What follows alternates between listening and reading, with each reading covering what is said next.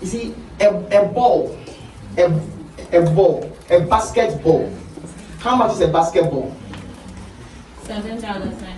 A basketball in Brother Oswald's hand is $7.99. But a basketball in Michael Jordan's hands, do you know how much it is? If he signs on that ball and he holds it, he said that just tell them that I held this ball. All of a sudden, I can assure you it will no more be $7.99. Yeah. So it means that the value of the ball, it is in whose hands it is in. You know? Yeah. How much is a racket? A tennis racket? So everyone seems no. Anyone who plays tennis. The last time I bought my tennis racket, I bought it for like $20. You know, I play lawn tennis. It's my sport. That's a long time ago. But obviously, it's because the tennis racket is in my hands. Because if Roger Federer gives you his tennis racket and he says that, put it on eBay and just write that this was the tennis racket I won the what? French Open. I won the Roland Garros with. Just write it there. And then let the bid start. Yeah. You will see all of a sudden it is no more $20. So it just means that the value of the racket, it depends on whose hands it is in. Yeah. What do you think? Yeah. And then the Lord was telling me that many of us, if you take God out of your equation, tell the person then you are in trouble. You are in trouble. Because you without God, you are not much. You without God, even COVID seems more powerful. Yeah. And then the Lord drew my attention to this glove. And he was just telling me that I can put my hand in it. Yeah. That, you see, what the Lord was telling me was that, Brother Enoch, you are like the glove.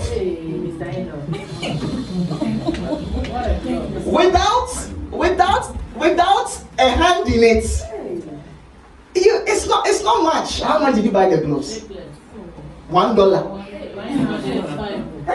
And God was telling me that, you see, God was telling me that if I can put my hand in these gloves, you'll be surprised what I can use. So there are many people who are doing great things because they have seen that their life must be connected to God and that God's hand must be upon them. That was the prayer that Jabez prayed. Say, Lord, your hand gotta be upon me, I beg you. Look, many of you don't realize, hey, I can't take the thing off. Many of you don't realize how important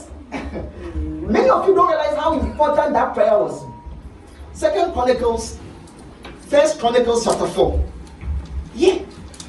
When you read that verse, no, you have to. First Chronicles chapter 1. When you start reading chapter 1, you start getting bored. It's the same thing. Abraham begat this. It just mentions names of people who did nothing. There you go. We can start. We will give us verse 2. If it is just verse 1, it's just mentioning names of people. If you decide to focus on First Chronicles chapter 4, you may say First Chronicles chapter 4, you may say that the Bible doesn't talk much. It just mentions the names of people. This isn't from chapter 4. This you see is from chapter 1. If you decide to do your quiet time on First Chronicles chapter 1, you are in trouble. There won't be much. Chapter 2, you are in trouble. There won't be much. Chapter 3, you are in trouble. This is not what you'll be seeing. You'll be seeing this. And these are the father of Etam, Jezreel, Ishmael, Idbash. How are you going to name your children Hazelponi? Yeah. I mean, and you keep reading this, reading. All of a sudden, you get to verse 10. I mean, after today, I still ask myself, why did it just pop up? I mean, those two things happening there. Look at the verse before. The verse before confirms to you you that Jabez was almost like any other person. See, and was saying that Jabez was more honorable than his brethren. So it means that a lot of people have come, and let's say something little about this brother. We've talked about so many people, but let's say something little about this brother called Jabez. Jabez was more honorable than his brothers. His mother called him Jabez, which means you were born in sorrow. So when people say Jabez, Jabez, if it was English, we say Sorrow. Hey, Sorrow, where are you? Sorrow, come here. So if you are walking around by the name Sorrow, it means that you have probably been living all your life. Anytime you hear Jabez, you remember that name, Sorrow. Means you were born in sorrow, you were born in suffering, you were born in pain. You cannot be living your life. Some of you, when they mention your name, it sounds nice and it means nice something. Remember the first time I met a friend, he was called Brofuyedu. After the person said, do you understand Brofuyedu? Brofuyedu is in my local, it's the person's last name. Was it his last name? I think so. Middle name. Yeah. Brofuyedu means English is hard. So every time when they mention his name, then they remind him that English he probably doesn't do well. That's his name. Yeah, every time. Or I also have a friend called Abebrese. Abebrese says, do you understand? It's all tree, but they have English meanings. Abebrese means what? You've suffered in this world. Yesterday, today, tomorrow, you are suffering. So every time somebody calls you Abebrese, then they remind you that yesterday you suffered, today you are suffering, and tomorrow you suffer. Oh, that's why we have to change some of our names. Jabez lived all his life, every time sorrow, sorrow, sorrow. And Bible said that one day he called on the God of Israel. He realized that, look, me by my face, I am not much. They are already calling me sorrow. Jabez called on God. I'm telling you, the day it enters your spirit that you without God, you are nothing. And you really need God. I'm telling you, you really need God. Don't wait for sickness to remind you. Don't wait for something bad to happen in your life to remind you that you do need God. As like Jabez called on the God of Israel. Oh, that you will bless me. That you will bless me. Bible that he was more honorable. So let's say one. Here alone, let's give him 2 verses. After this verse, you check it out. You go on. Look at the next verse, and they continue. Shiloh, Shua, Mehir, Eshton. Keep going. The names. So it's so surprising that in between 2 verses, they felt it was important to talk about this guy. So give me the verse 10 again. Say that, Lord, enlarge my territory, please. He realized that I need God. I need God. So that, Lord, enlarge my territory. Then he said that, let your hand be with me. Let your hand. So the Lord was telling me that human beings, we are like gloves. If we allow him to put his hands so that we are with him, you will be short. 20, 30 years from now, when you look at your life and you look at your background, some of us, when we look at some of the things we have done in the past, you cannot believe. You cannot believe. Even when you think of some of the things you want in the future, you've already told yourself that it's not possible. But I am here to tell you that you only need God's hand to be with you. Amen. And you only need God's hand to be the one doing the moving. Amen. Not your own strength. Your own strength, you won't carry much. Was somebody giving testimony to you? Oh, okay, start going. Okay, I just remember. Alright. That your hand will be with me. So it's one of the things that I've seen. When you stick with God, so today I'm talking about, I don't know, maybe I'll make it 5 because the fingers are 5. Certain core areas we have to develop. If you are going to walk with God, is it okay? If you are going to walk with God, tell the person what I'm going to say is very important. You have to listen to it. If you're going to walk with God, God is spirit. Everything you are looking for, God gives it to your spirit. Your spirit doesn't lack. Yes, There are a lot of scriptures to show you that. The problem we have is because our mind limits God. Yeah. Samantha, you can come and sit here. You can come and sit here. There's a space here. I get to have you by me. Okay. All right. Yeah. I'm saying that if he was left with God, he's already done anything you are already asking for.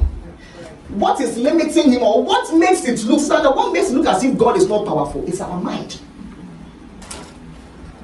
Your mind keeps what your mind is saying and what your mouth is saying are two different things. Yeah. Your mind is what is limiting God.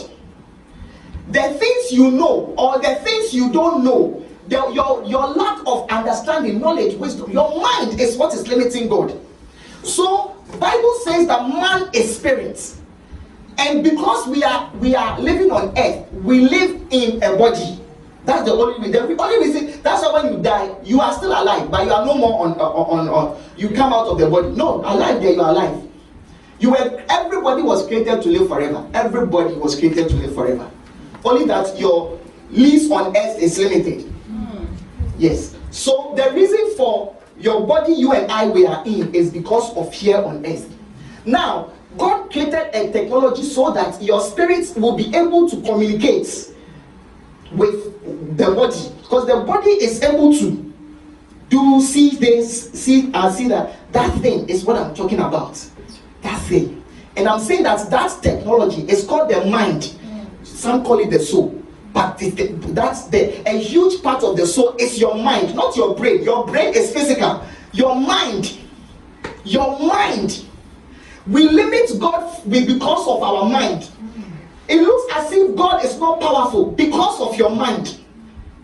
Yes. And so that is why if you can work on certain areas of your life, you will begin to see certain things happen in your life. Amen. Yeah. If you begin to, I think that's why Romans chapter 12, right? I maybe we can read that and I'll talk about. Yeah. I'm just sharing core areas you should develop. Is it okay? As a shepherd. In other words, so that you can partner with God. God's hand is in you. Then you can also partner with God and Lord. I know you can do it.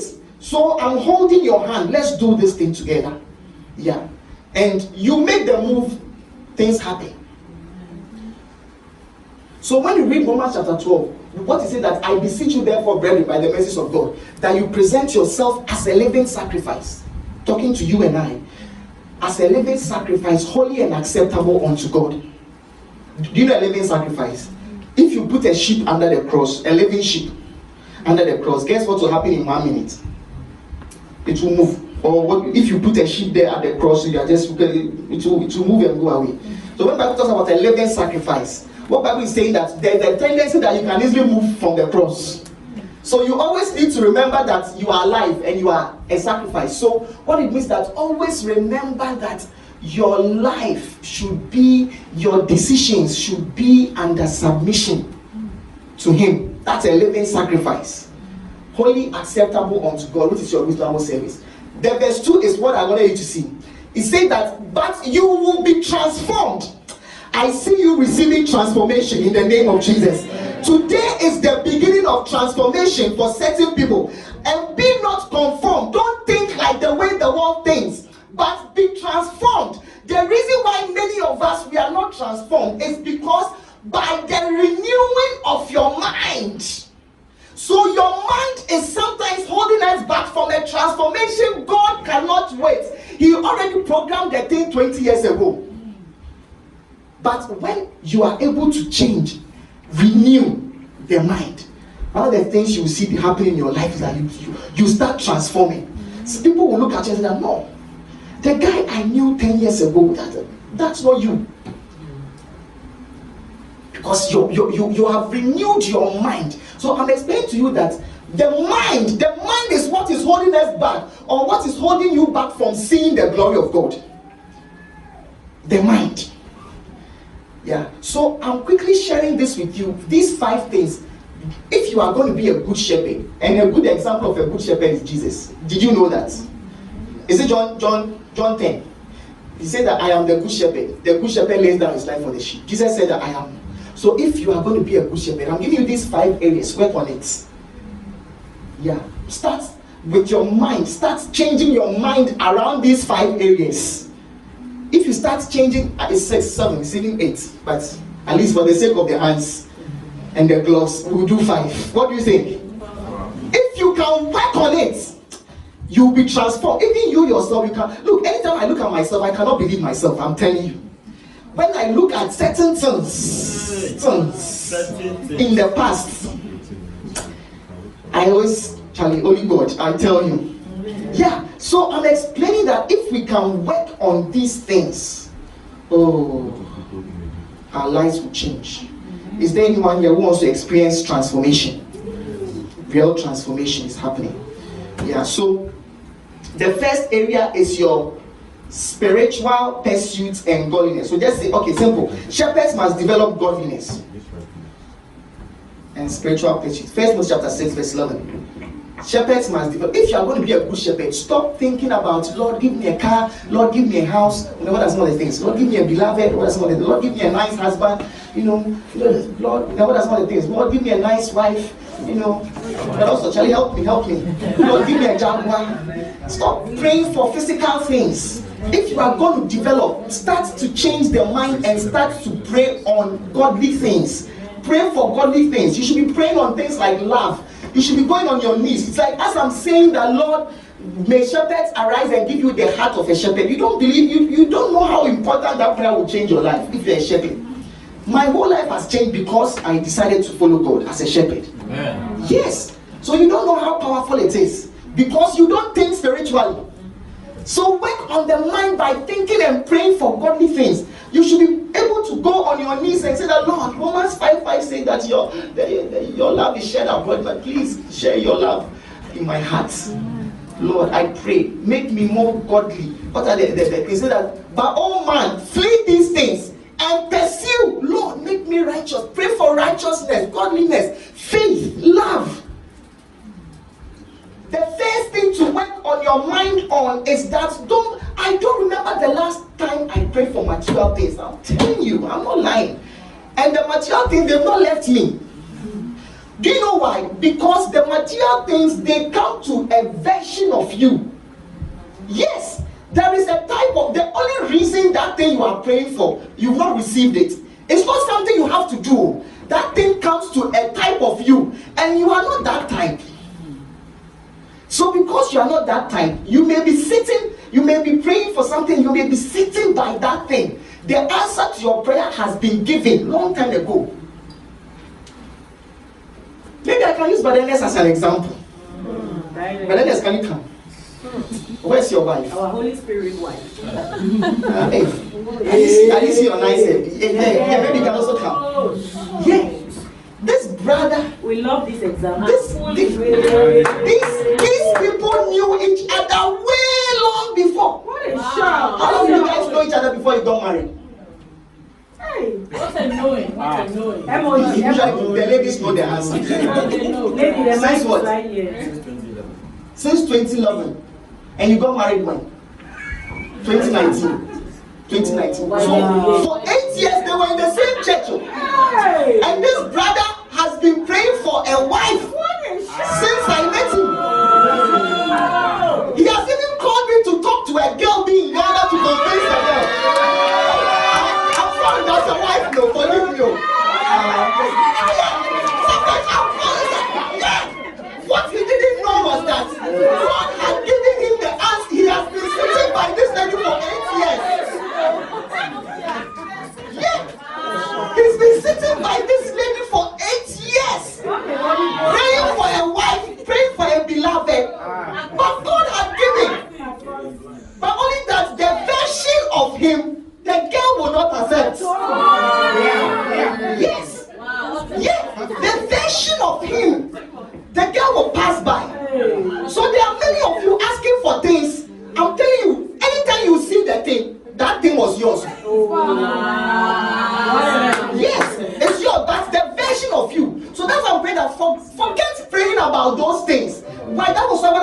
Valentine's Day that focus on developing yourself. When you become that version, the things will just start running towards you. So pursue spiritual things, because those things come to a version of you. Yeah, 8 years. Next, I'm sure they've sat by each other. I'm sure they've even sat in the car before to go somewhere. I tell you, when you came to church, he wasn't a serious guy. He used to work in some China restaurants or something. They won't let the guy come to church. Yeah, every time this, I know when you see, you always thought it was like this. You know the work we every time they say that, the people, sometimes months you will see my church. He picked up a job today, he's in Wisconsin, tomorrow he's in Canada, he's all over. I mean, it's just, so he's praying for something, but God is waiting for him to change, to become a type of person. Yeah.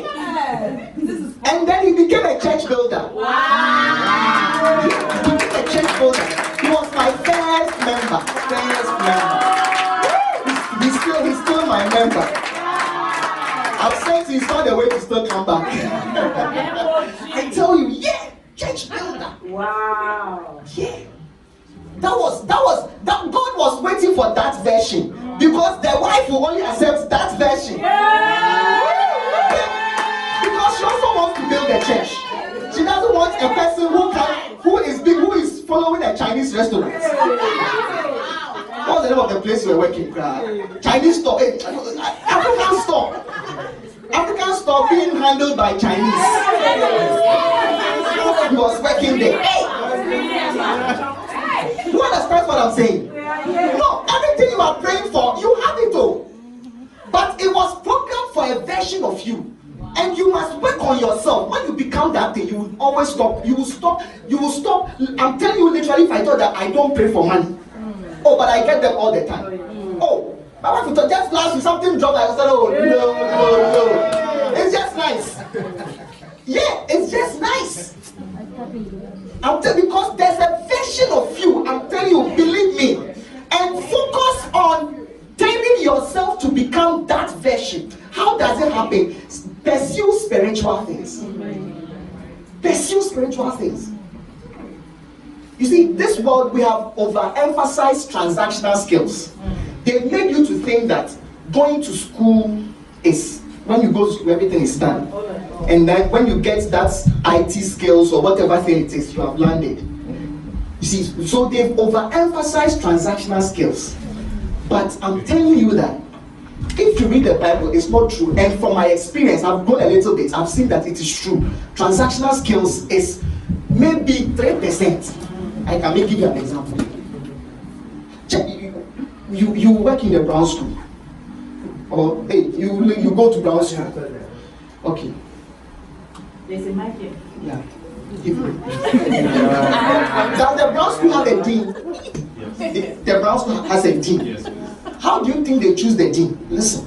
Let's assume that he's been around a little bit. How do you think? I'm sure the dean must be a PhD person. Yes, she has to have she has to serve as a professor for some years. For some years. And then all that will give you a number of people. Yeah, experience. Is it only one person who have that criteria? No. It will be a lot of them. So how then do they choose the dean from there? So there's a selection committee. Mm-hmm. And they all sit down and they take everybody's, they look at your achievements, they put the criteria down for all the people. Then at that point, transactional skills don't matter again. Mm-hmm. What you went to school is over. And that is where the politics. Yeah! Now more complicated things have come up. I'm assuring you that, look, if you want to go high, believe me, focus on spiritual things. Focus on spiritual pursuits, godliness. Yes, focus on that, because what I'm trying to tell you is that virtue sells more than transactional skills. Yes. I know a lot of rich people, they're only looking for somebody who is honest. If they get an honest person, they will put the person, in fact, they will train the person. But a lot of people are not even just honest. When you put them at the store, they will spend the money. Is it not true? That's what is happening. So when somebody gets an honest person, and honesty is a spiritual, it's virtue. So if you are listening to me, I'm telling you, they will lift it so that they feel that it's. I'm telling you, virtue. If you have virtue, you will always rise higher. Look, you can have virtue and not have transactional skills. You are coming. That's why you can have virtue and not have transactional skills. You will do well than somebody who has transaction. I'm telling you, because the people who have virtue, they are little. Is it Second Peter chapter 1? 2 Peter chapter 1. If you read verse 5, Bishop has a powerful book called Heather. Oh, God bless you. Let's read the round of applause. 2 Peter chapter 1, verse 5 to 8. Listen. Bible says that. Okay. Beside this, listen. Giving all diligence. Number 1. All of it, apply diligence. Diligence is not transactional skills. Diligence is a spiritual skill. It's virtue. Giving all diligence, add to your faith. Number 2, add to your faith. Number 2, faith, virtue, and to virtue, knowledge. These things are spiritual things. Let's keep going. Knowledge is not the spirit of knowledge. To knowledge, temperance, self-control. These are the things you should be praying for. When you go on this, Lord, help me to control myself. Sometimes I want to slap the lady, but it's almost coming. But Lord, give me self-control. Stop praying for cars and pray for self-control.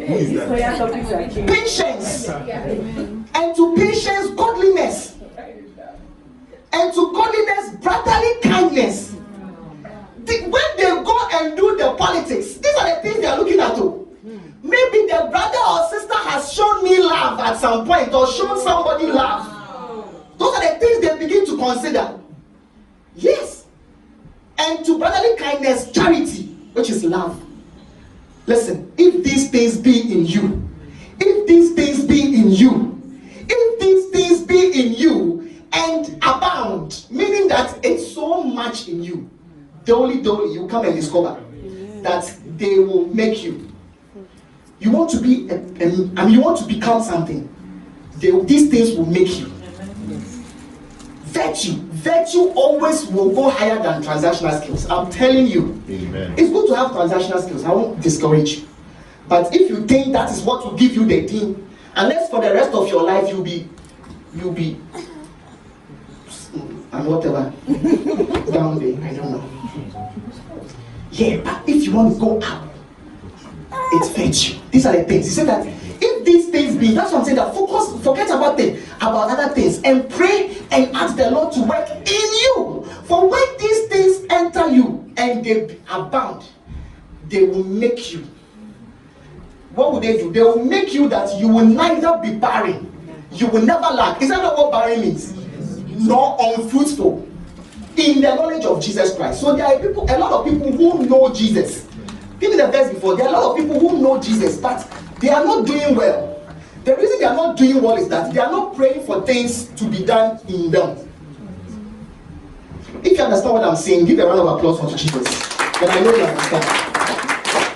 So the first core area to develop is start to pray for spiritual things.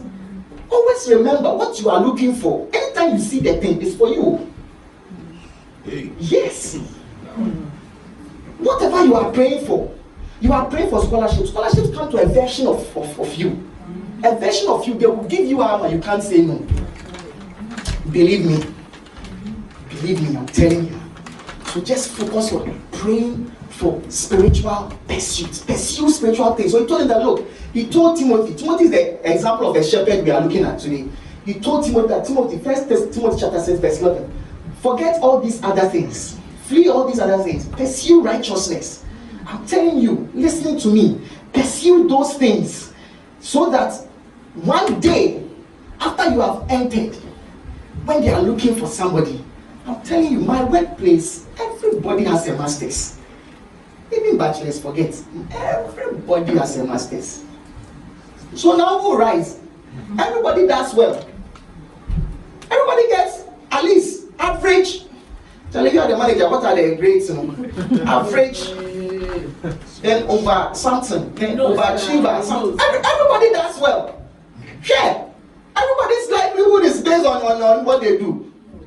The The people who misbehave, the masters has already taken them out. Hey, so you are going to keep, but as you develop virtue, you see that you'll be there, the position will come up. You say, no, this guy. Did I not tell you there was this testimony I was saying in January when I went to see my boss in January? Hey, he's never had that conversation with me before. He sat down to tell me all the times he wanted to let me go. Hey. And was happy having the conversation with me. I never thought that. He was telling me, because we've been together for maybe about 8 years. He was telling that, man, he can't believe, he surprised himself that the thing has went down very well. He was and I sat and he told me about 4 instances he wanted to let me go, but he just said that, let me try it. Let me try him and see. And as I was sitting, I said, I couldn't believe it. Yeah, I mean, it's complicated. If I tell you, but I remember those situations. Only that I was never worried though. I was never worried. Yeah, but I mean, he was, and everybody would say, oh, he died, and then he would talk to somebody, and somebody would say, oh, now we think he can do it. You try him. You try it and see. Even apart from he coming here, allowing me to work from home for almost 5 years now. This is even way before the 5 years. There were still a couple of things. And it was, as I was sitting there, he was telling me, and said that he's so surprised that everything has worked out. You know. And I was telling myself that it can't be my transactional skills. There are a lot of people who can do what I'm doing. I mean transactional. But there is something which makes him want to keep me. Yeah, there is something. He always says that anytime he sees me, he's just like the way I smile. Nobody smiles at work. Everybody's serious. It's always nice to have somebody who comes to the place and is smiling. Yeah, I don't know what it is, but as I've developed faith, love, patience. I remember one day, one of the ladies that I worked with, she was so furious for something, and then she had seen that I was preaching on WhatsApp before. I don't know who. They said that, you know, the person is not a Christian too, but what she was going to just talk to somebody about it. So that, can I talk to you? I need somebody to calm me down, to calm me to come. And I said, okay, she talked down. Then I calmed down and I said some politically correct statements. You know, I said that's okay. So that thank you. It has helped. Yeah. It's amazing. As I'm walking around, you don't even know what people. I mean, she was almost crying. A co-worker, but she knew who to call. and I was surprised because I've not been in the office for like 5 years. You know, so I'm explaining to you that you think that your transactional skills will make you, your virtue will make you. I see your virtue making you in Jesus' name. All right, so build that area. Is it okay? The second one is develop your gifts. 1 Timothy chapter 4 verse 14. All this is talking to Timothy. He told Timothy was a shepherd, he was a pastor, so he told that Timothy, pray more for spiritual things. Number 2, develop your gifts. Neglect not the gift that is in you, which was given to you by prophecy. Don't neglect it. May you not neglect your gift in the name of Jesus. Hey, would you be surprised what I found out recently? What I'm about to tell you, you'll be very happy. You'll be very happy that I'm about to tell you this. Look at the person next to you and tell that, Charlie, pastor is about to show you that you are powerful. You are powerful. I don't know what your past has been, but I'm about to show you that your current state is because of you. It's nobody's fault. Yeah, I chanced. Do you remember last week or 2 I shared with you the parable of the talents? And I shared with you that one guy was giving 5, one was giving 2, one was giving 1. And then one of them went to hide it. Matthew 25, that I went to hide your talent. Charlie, you'll be surprised what I found out in the Luke version. You can read it. Luke chapter 19, verse 12. Do you know what I found in the Luke version? The Luke version, I found out that the Lord called 10 of his servants and gave each of them 1. 1, 2, 3, 4, 5, 6, 7, 8, 9, 10. Everybody has one. Nobody has 5. Nobody has 2. Nobody has 1. Everybody has one and the same. Yeah. Verse 20 that he was going. Then what does the next verse say?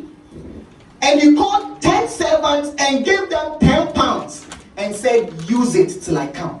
I was surprised. Because if you read the verse 16, then a lot of things happen, right? Then look at the verse 16 when he came. Then they came the first saying, Lord, your 1 pound, your pound has given 10. Actually, then the Lord was telling me that I was saying that most of us, not most of us, all of us, at least you have 1 talent. God didn't give anybody 0. And look, this scripture even confirmed it more. That don't think the person who is singing here nicely has 10. They also started with 1. Only that you have met them at the version where they are carrying 10 pounds. Everybody. So in other words, there is really no special person. Any special person is because they've developed their thing so well.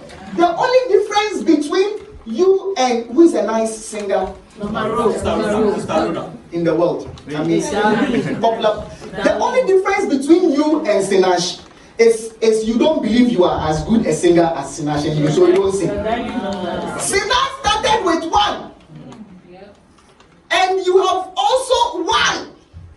Only that she has been using it so much that it has gone to 10.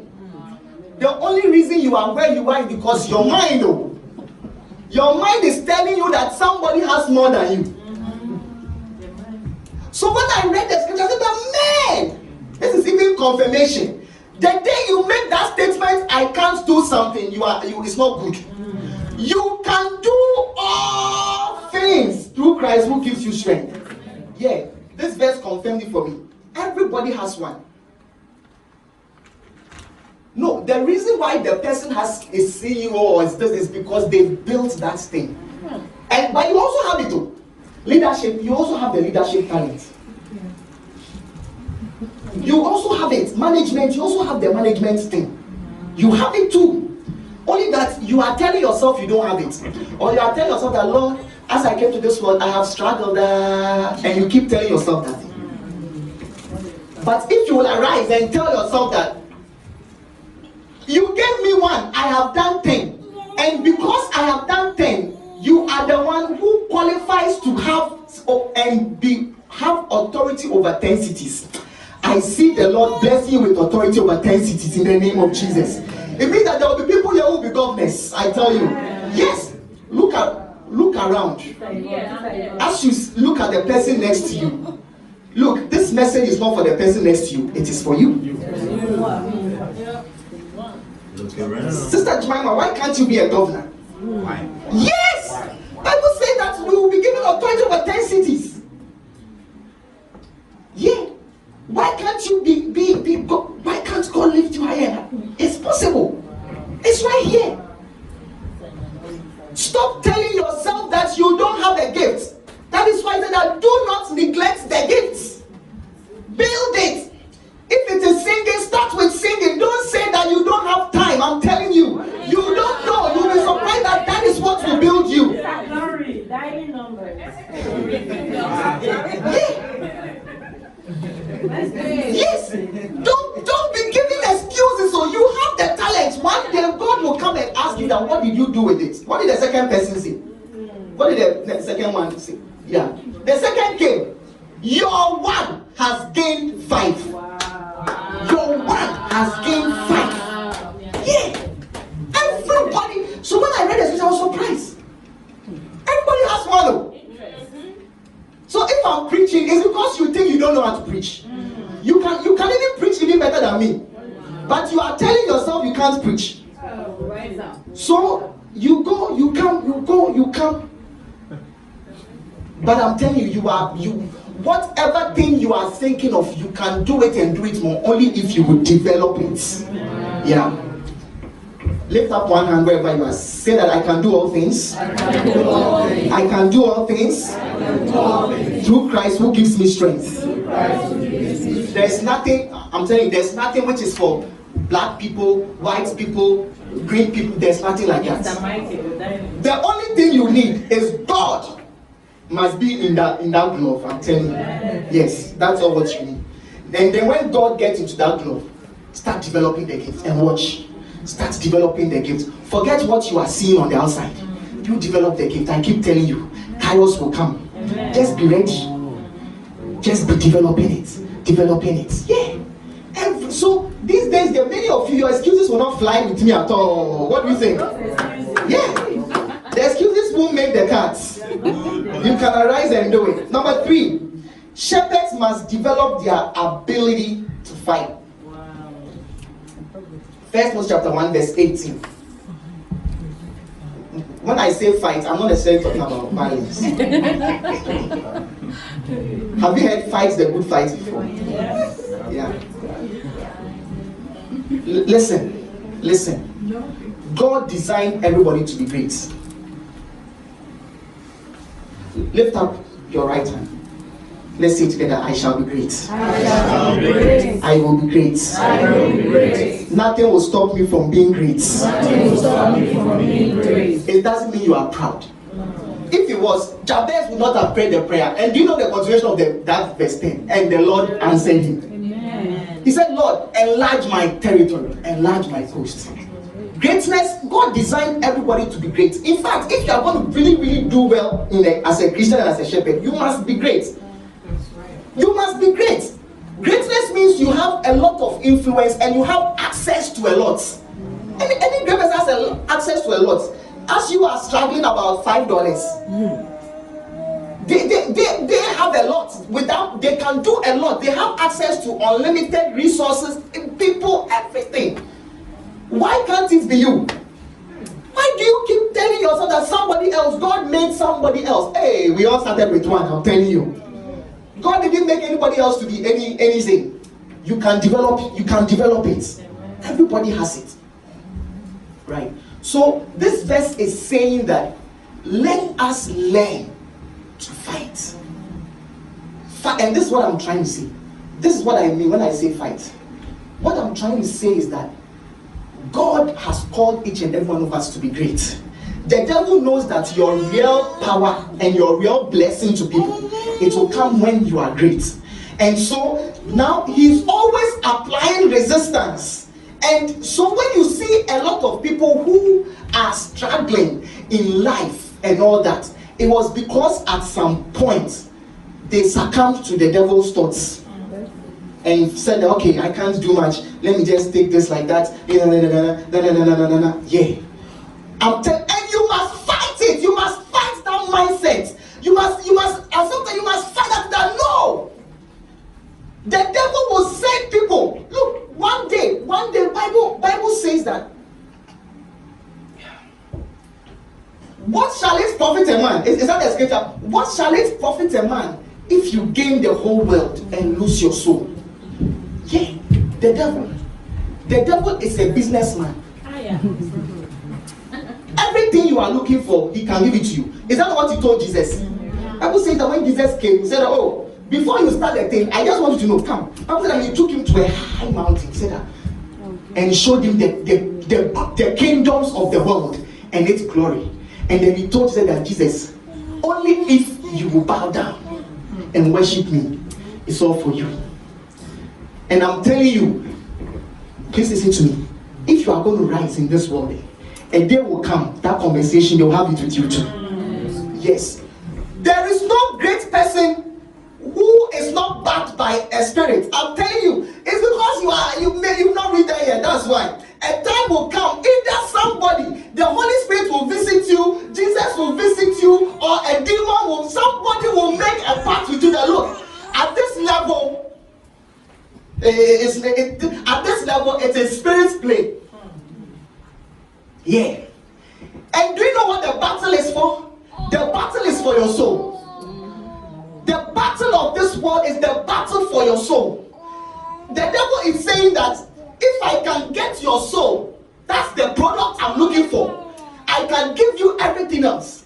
So Mark chapter 6 verse 36, what shall it profit a man if he gains the whole world and gives up his soul? Yes, the devil doesn't mind. Take the whole world. Then he asks again, what can a man give, verse 36, in exchange for his soul? That's something that the business transaction is for your soul. And there are some people, because they are looking for a husband, they have given up their soul just for that thing. Oh yes, the devil is always sizing up what he can get. He wants your soul, but he's looking for what he can give in exchange for it. Oh yes, as I'm speaking to you right now, the conversation is being had about you, and you see that this type of job will get this guy to drop his Sundays. No problem. Give him the job, and then you see. Now, before you realize, you don't get time to serve God again, and you no. I'm telling you, at some point in life, God must back you higher. I mean, at that place, it's the battle of spirits. Yes, that is why at some point, some people they go ahead and they find a way to bring them into the occult. I'm telling you, you are just beginning. So either God is going to back you, and if that is it, so what he told them in 3 John verse 2 is that I wish above all things that you prosper. God said that I wish above all things that you prosper. But as you are prospering, please, as you are prospering, let your soul also be prospering. Because the devil doesn't operate like that. The devil will prosper you. But I need that one. I need that one. It will never be your story in the name of Jesus. That's why you have to arise and fight. You have to fight. When Jesus gave them, Mark chapter 6 verse 36, when Jesus gave that scripture, right before he was about to go and on the cross and fulfill his work, Satan used Peter to tell him that you won't go. God, Jesus looked at me and said that, Satan, I'm telling you that as you are pursuing your God-given call, one day somebody will come and sit by you, and so somebody close by, a friend, a spouse, a brother, and will tell you that, look, this ain't worth it. Oh yes, oh yes, and you must fight that mindset. Fight it. That no, it's the devil. It's the devil. Yes, it's the devil. You must fight it every day. They will tell you why you building the church is what is making your life some way. Yeah, they'll tell you you need to realize, yeah, when he gave the scripture, that was what was happening. Yeah, he told him that, look, don't say that thing. Don't say that thing. Don't say that thing. So I'm trying to explain that you must learn to fight mindsets that are telling you that you must give up your soul to be able to. You must give up what you do for God. Very soon, I can assure you, if it is high up you are going, I can assure you work will start exchanging for that time. Don't wait. As you go higher, very soon, family members, wife, husband, you need to know it, so that when it happens, then you know that it is your soul the devil is after. It's not this. It's not them. It's something they don't even know what they said. All what they know is that you don't. So when I was coming to St. Louis, I didn't tell anybody. Oh yeah, they would all have discouraged me. When I landed, I gave myself 1 month, and I said, "Oh, I've sold everything already. I've sold everything. In fact, I'm already here." Yeah, I mean, if I had, God, I feel, thank God is calling me. He said that. One of my friends was doing that. This is even a pastor who said, if it is souls you want, there's some around the corner. There's some around the corner here. You don't need to go to St. Louis for souls. See, but it's just the devil. The people don't know themselves. The devil is just finding a way to cut you off your greatness. Cut off your greatness. Yeah. So you need to learn to fight. Sooner than later, I'm telling you, will sit with you and And before you realize, you have become somebody as powerful as Brother Alton has just become a church sitting, few woman, bench woman. Such a powerful brother. Such a powerful pastor. Yes. Very soon the conversation will come up. The devil will use somebody to do this and to do that, and then before you realize, Charlie, Pastor T, I got this promotion here, Charlie. Now I'm not getting the time at all. Hey, you have been assigned. You have been assigned. Because I can point to people who are deans and CEOs. Were you in tech or were you in legal? I remember our engineering dean. Our engineering dean, we loved God so much. He was called Professor Jackson. Man, I tell you, he used to have sing for the albums. Yeah, Dino. Dean, he went to University of Pennsylvania. Dean. Now he has retired. He's doing vulgar. So I'm explaining to you that you can still rise and still not lose your soul. It's a fight. These are two players good chance together for you. It's a fight. You must fight it. You must fight the conversation. Yeah. The devil will use Peter. The devil will use people close by to you, I'm telling you. Yeah, and before you realize, you have become just a bench warmer, a pew warmer. Ooh, you have to fight. Tell the person, you must fight minds. You must fight the minds. Fight it. Oh yeah. You'll be there. Relocation will go and put you in a place you can't even do anything. You are there. And somebody as powerful, somebody who could have gained a lot of greatness and influence and touch lives. And I'm telling you, everybody, that conversation will come. Look, the higher you go, very soon that conversation will come up. And you see that it is, after this point, either all out for God or give up your soul and I'll give you the kingdoms of this world. And I know that your soul is mine. But your soul belongs to the Lord in the name of Jesus. You must learn to fight. Then the next one is you must learn to be loyal. I think I'll wrap up with this one. I said fight, but maybe I'll do 4. You must learn to be loyal. You must learn to be faithful. You must learn to be reliable. That's what loyalty means. Ask the person next to you, can God trust you? Yeah. You must learn to be faithful. You must learn to be loyal. Yeah. You must develop it. So remember, I've told you, develop your ability to fight. Fight mind. Fight opposition to what God has called you to do. Fight it. Your soul is at stake. That's what is being they are coming for. Yeah, I'm telling you. Then your loyalty. Develop your loyalty. Develop your faithfulness. Right? That was the scripture in the 1 Timothy 1.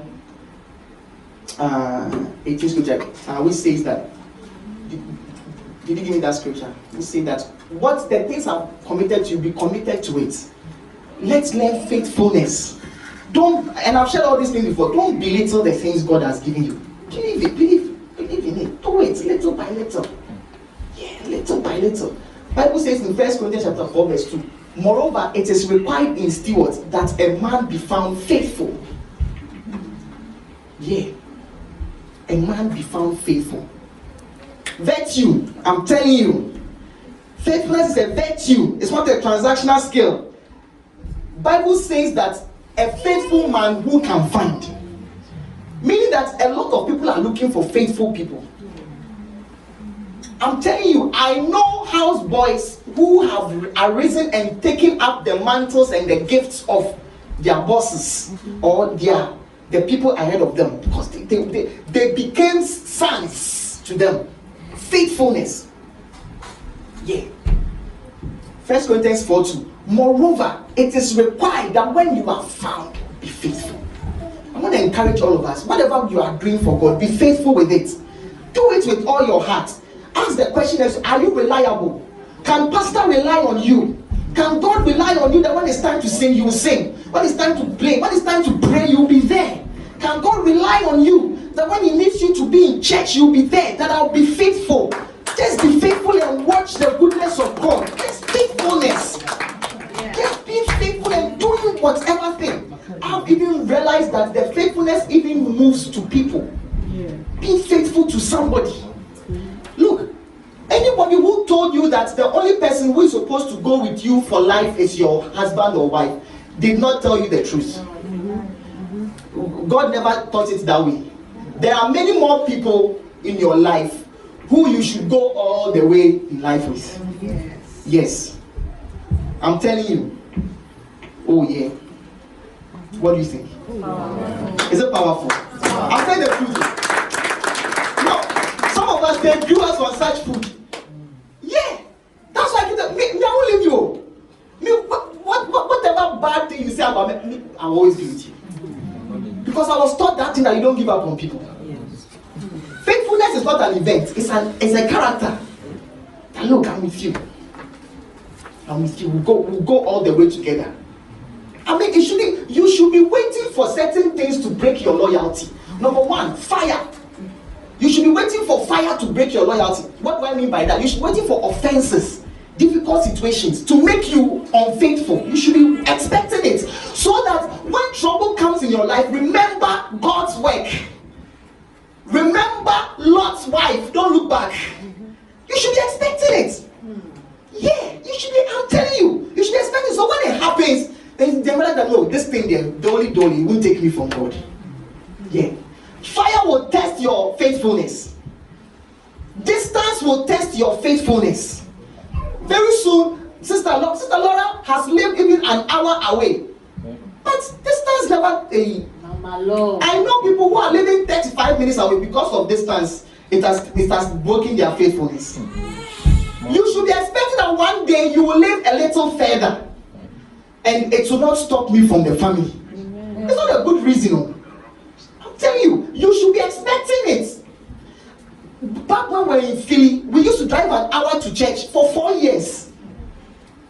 Doc, did you know that when I used to come to your place, I used to live far away? Far away. Oh. I wouldn't guess it's even further crap. That's faithful because I'm expecting that one day. It doesn't. Now 10 minutes. Now when I open and close my eyes, I'm at church. Almost 4 years, it wasn't like that. You should be expecting so that one day, oh pastor, it's so far, so far. One day distance will test your faithfulness. Your beloved will go and live 2 hours away because you are not faithful. Before you realize, now you have gotten side chick. I don't know what even got me here. I don't even know what even got me here. Oh, Kodesh, we don't do side chicks. If you do side chicks, I'll see you. We don't. We love each other. What do you say? This is a good place. We love each other. We don't do that. We will travel the distance. We'll travel the distance and come.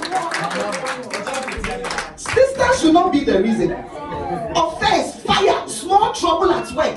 It shouldn't be the reason. And the third one is time. Time will test your faithfulness.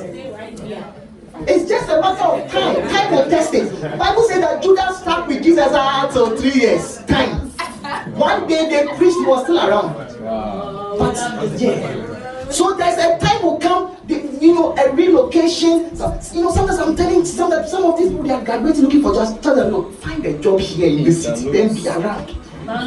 One day Naomi was sacking Upper and what's the name of the other one? Ruth. I'm sure you don't even remember the name Upper. I'm sure you remember Ruth. Because Upper was not faithful, she left. But do you remember what Ruth? Is it Ruth? The Ruth. I'm confused. Get Ruth and everyone. Yeah, Ruth said that. No, Naomi, entreat me not to leave you. Don't stop begging. I will leave you. Said that entreat me not to leave you. Ruth 1, I think it's verse 16. Don't ask me to go back. Don't ask me to go back. Your people will be my people. Your God will be my God. Where you will live, I will live there.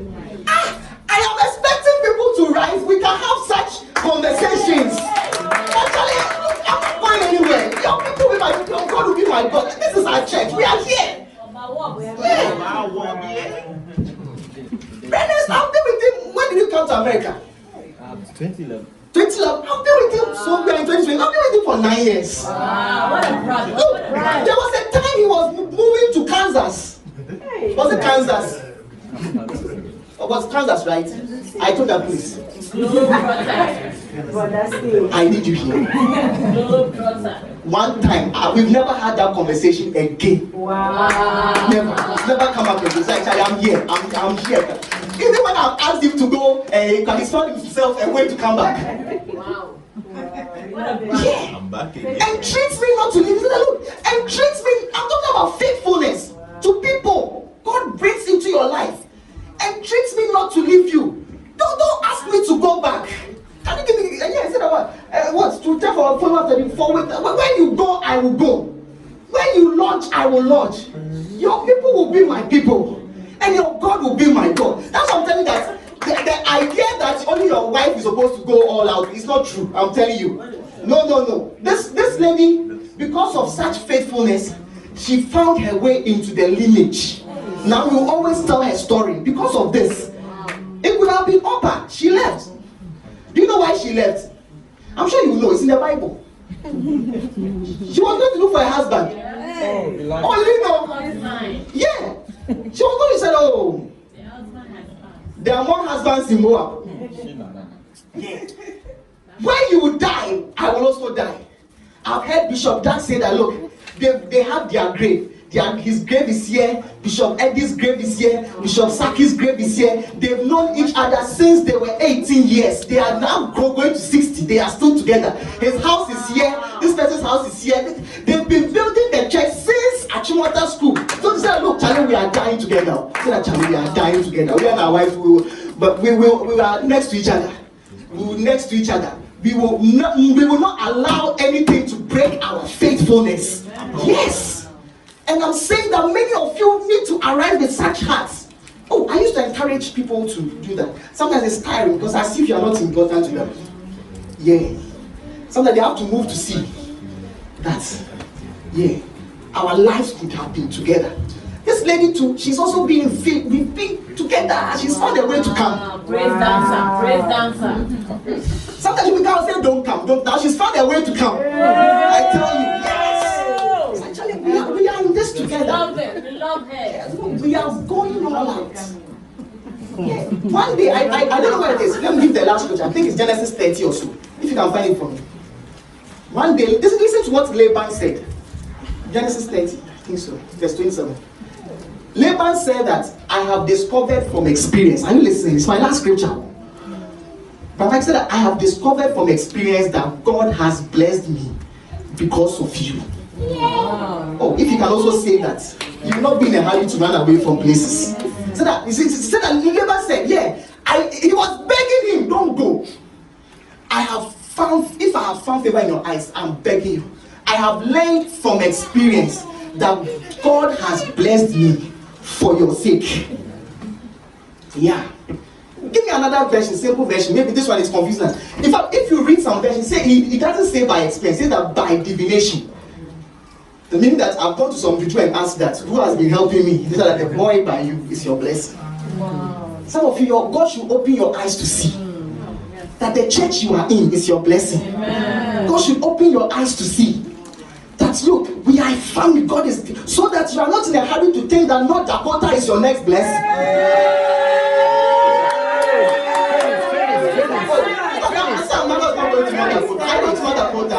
I would have thought about that situation. No, I don't think so. If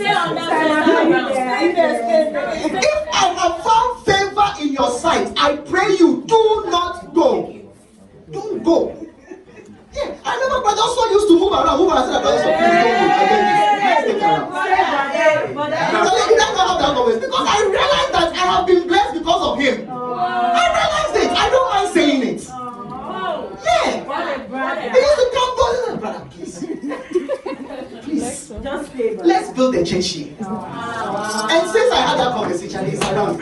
It's not worrying me. Some people every year have to have the conversation. One day I'll say, Charlie, you should discover it too. Yeah, because I feel that I've lowered myself enough to let you know that you're a blessing to me. So you should also be able to see it. Listen to this. Say that I pray you do not go. I have learned by experience and from the omens in divination. Wow. Meaning that I have learned from the experience and then I have seen certain things in the spirits. That the blessings on your account. Yeah, so that you are not in a hurry. It's like I'm going, hey, I'm telling you. For us, they raised us on being faithful to one another to the end. I tell you that whether you are there, Charlie, we are going all out. We have one Father. We are building the church house, Charlie, so that when we die, one day we will look back and we'll say that it was a life worth living. Because God indeed blessed us. Look at the person you tell the person that I've discovered from experience. That God has blessed me because of you. So ask the person, where are you going after the graduation? Where did you say you are going? Where did you say you are going? Let's find a place here in Cyprus. Hey! Also, what do you think? Charlie, where are you going? Let's be happy here. Let's raise our children here. I don't know, but at least. St. Louis is not bad a place. Oh, me, I'm just like Mr. Anthony, where is Anthony? Like Mr. Anthony, I've discovered from experience that God has blessed me because of him. Yes. What a brother! I've asked him to stay. And I can see that he has done his best. So it is beyond him. So it is beyond him. But you shouldn't be in a hurry to run because your eyes, you have not experienced moments of divination. Should not be. Open your eyes. May we be faithful to one another. Look, one day when you look back, your blessings will be the people. Yeah. So, what do you think? 80 years, 90 years, then we are still together. Yeah. Then we can call each other and have conversations. Yeah. Even these days, the husbands and wives, we are praying that they go all the way. But it should be. It should be. I remember when Bishop Saki lost the wife. I mean, the friends are still there. When you see Reverend Michael, they've been with them long. In the church, 20 years. Yes, I tell you. Me too, I've told myself that, hey, I've learned by experience that this has been my blessing. So, don't ask me to go because I ain't going. Your God will be my God. Your people will be my people. Where you die, I will die there. Where you live, I will live there. Hey, you will live a better life. You'll be very happy. You'll be very happy. Let's be on our feet. I won't say the last one. So let's be on our feet. Wherever you are. Just pray. I gave you just 4 core areas to